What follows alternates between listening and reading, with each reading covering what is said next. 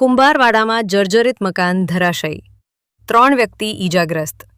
Fire બ્રિગેડની ટીમે સ્થળ પર પહોંચી કામગીરી હાથ ધરી।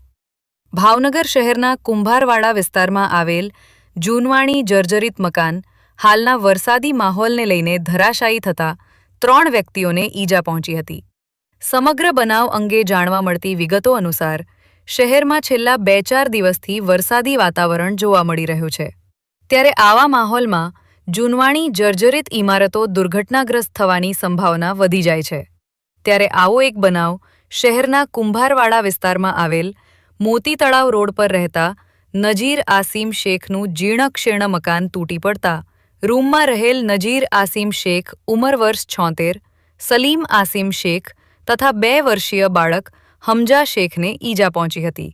આ ઘટનાની જાણ પોલીસ તથા ફાયર બ્રિગેડને થતાં કાફલો ઘટના સ્થળે દોડી આવ્યો હતો અને ઈજાગ્રસ્તોને સારવાર અર્થે સર્ટી હોસ્પિટલમાં ખસેડવામાં આવ્યા હતા। આ અંગે પોલીસે તપાસ હાથ ધરી છે।